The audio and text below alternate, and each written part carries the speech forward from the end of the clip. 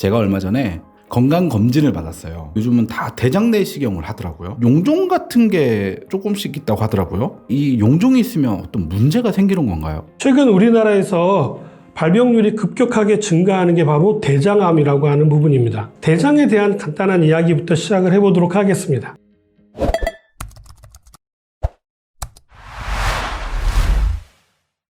우리 위장도 또 우리 소장도 음식물이 들어오게 되면 반사적으로 움직이기 시작합니다. 십이지장에서부터 순차적으로 소화가 되고 또 흡수가 일어나게 되는데요. 대장은 좀 다릅니다. 대장은 아무래도 큰 장이라고 해서 그런지 서너 시간마다 한 번씩 크게 움찔 이렇게 움직입니다. 왜 이렇게 느리게 움직이는 것일까요? 대장이 소장처럼 이렇게 순차적으로 움직이게 된다면 소화된 것들이 대변으로 만들어지고 그 대변으로 만들어진 노폐물들이 순차적으로 계속적으로 나올 것입니다. 그렇다면 우리는 아마 화장실에 앉아서 밥 먹은 시간만큼 계속 앉아서 대변을 보셔야 될 것 같아요. 그런데 실제로 그렇지 않죠.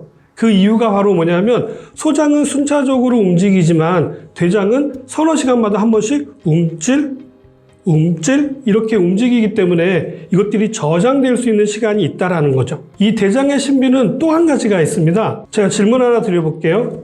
물하고 공기를 한 병에 담아두면 누가 위로 올라가고 누가 아래로 내려갈까요? 당연히 물은 밑으로, 공기는 위로. 그런데 이거를 물리적으로 반대로 만들 수 있는 방법이 있을까요? 공기가 아래로, 물이 위로 이렇게 바뀔 수 있는 방법이 있을까요? 물리적으로는 이렇게 할 수 있는 방법은 없다가 정답입니다. 그러나 이러한 기적을 만들어내는 곳이 바로 대장입니다. 바로 방귀 이야기인데요. 대장에는 반고용의 똥이 들어있고요. 또 물이 들어있습니다. 하행결장이라고 해서 쉽게 말하면 밑으로 내려가는 장이라는 뜻이거든요. 여기에 물하고 공기하고 똥하고 같이 공존하고 있는데요. 여기에서 정말 섬세하게 공기만 밑으로 빼내고 물과 똥은 그대로 두고 있다는 사실이죠. 다들 방귀는 뀌어보셨죠? 방귀 뀌실 때 어떤 내용물 같은 게 같이 나온 적 있으신가요?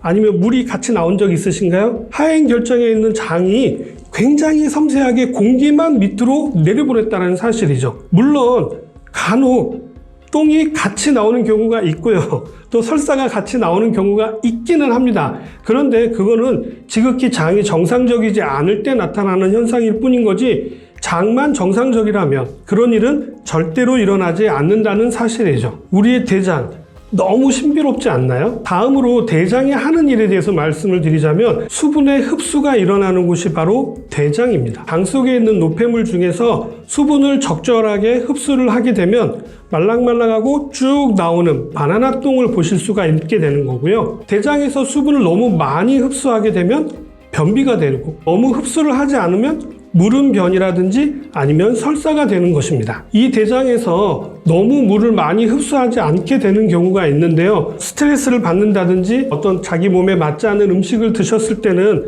물을 흡수하지 않아서 물음변을 보시게 되는데 이러한 경우를 뭐라고 얘기하냐면 과민성 대장 증후군이라고도 하고요. 자가 면역 질환 중에 하나인 크론병이 이런 경우에 해당되는 것입니다. 특히 크론병의 경우에는 대장에서 수분 흡수가 원활하게 일어나지 않기 때문에 전해질의 균형도 같이 깨지는 일들이 벌어질 수가 있거든요. 그래서 막 균열이 생긴다거나 이런 현상도 올 수가 있습니다. 또 대장에서는 수분의 흡수가 일어날 때 그 수분과 함께 흡수가 되어지는 물질들이 있는데요. 전해질이라고 이야기합니다. 수분의 흡수가 적절하게 일어나지 않으면 전해질의 균형이 깨질 수가 있고 미네랄이 부족해지는 결과가 올 수가 있기 때문에 특별히 미네랄 보충에 신경을 쓰셔야 합니다. 대장에는 여러 가지 균들도 엄청 많이 살고 있는데요. 이곳의 균을 유익균 또는 유해균 또는 중간균으로 구분하시는 분들이 많이 계십니다. 그런데 한 번쯤 생각해 보시겠어요? 우리의 장 속에 유익균만 많다면 우리의 장이 좋을까요? 아니면 반대로 우리의 장 속에 유해균이 하나도 없다면 우리의 장은 튼튼하고 건강해질까요? 중간균의 기준은 무엇일까요? 유익균이라고 하는 균도, 유해균이라고 하는 균도, 또 중간균이라고 하는 균도 모두 우리 장 속에 있어야 하는 균들이기 때문입니다. 문제는 이러한 균들 간의 조화가 잘 이루어질 수 있도록 장내 환경을 잘 만들어주는 것이 중요하다고 생각합니다. 제발 유익균, 유해균 이렇게 나누는 일은 그만하셨으면 좋겠습니다. 장내 미생물의 대사 산물로 독소도 만들어질 수 있습니다만 생리활성 물질이 엄청나게 많이 만들어지는 곳이 바로 대장입니다. 그래서 최근에는 프로바이오틱스라고 해서 대장에 있는 균들에 대한 연구가 많이 이루어지고 있고요. 그 안에서 생리활성 물질 많이 만들어지고 있다는 사실을 알게 된 거죠. 그러한 물질 중에서는 강력한 항염 작용을 가지고 있는 물질도 있고요. 심지어는 항암 작용이 있는 물질들도 많이 발견되고 있다는 사실이죠. 그러면 대장암에 대해서 좀 이야기를 해보도록 하겠습니다. 먼저 모든 암은 유전자 돌연변이에 의해서 발생하게 됩니다. 이렇게 유전자 변형의 주범으로 알려져 있는 게 바로 활성산소입니다. 활성산소는 우리 몸의 유전자를 변형시켜서 암을 발생시키는 원인으로 알려져 있는데요. 뭐와 연관되어져 있냐면 노화와도 아주 밀접한 연관이 있습니다. 우리나라에서 대장암의 90%를 차지하는 분들이 50대 이후의 분들이라는 사실이죠. 다음으로 대장암의 큰 비중을 차지하고 있는 게 바로 대장의 용종인데요. 용종에 대해서는 드리고 싶은 이야기가 많습니다만 간략하게 암에 관련된 이야기만 말씀드리도록 하겠습니다. 용종이 커지면 암이 된다 이렇게 알고 계시는 경우가 사실은 굉장히 많은데요. 꼭 그렇지만은 않습니다. 선종으로 변질되는 경우에서 암으로 진행되는 경우가 있는 거지 모든 용종이 전부 다 암으로 가는 것은 아니라는 사실이죠. 또한 이렇게 선종으로 변질된 용종이 있다 하더라도 암으로 진행되는 퍼센트에는 약 5% 전후밖에 되지 않기 때문에 크게 문제가 되는 건 사실은 아닙니다. 이러한 용종을 내시경을 통해서 본다고 해서 이게 암으로 발전할 건지 발전하지 않을 건지를 구분할 수 있는 방법은 없습니다. 그래서 일부 조직을 떼서 조직 검사를 통해서만 이것들을 확인할 수가 있는 거죠. 그렇다면 대장암 발병률은 왜 높아지는 거예요? 대장암이 발병되는 이유는 활성산소라든지 아니면 노화라든지 아니면 용종에 대한 얘기를 해드리는데요. 이러한 모든 것들이 뭐와 아주 연관이 깊게 연결되어 있냐면 바로 식생활의 변화와 깊게 연관이 되어져 있습니다. 자꾸 서구화된 식생활로 변함으로 인해 가지고 대장에 독소가 많이 쌓이게 되고요. 대장도 적절하게 운동이 필요한데 늘 앉아서 생활하는 현대인들의 생활 패턴도 문제가 될 수가 있습니다. 스트레스라든지 아니면 너무 민감한 환경들이 변화들로 인해서 대장암이 점점점 증가하는 추세에 있는 거죠. 주요 증상들이 있다라고 얘기하는데요. 딱히 정해진 증상은 없습니다. 대장암 환자분들을 굉장히 많이 식이 상담을 해드렸는데요. 그때마다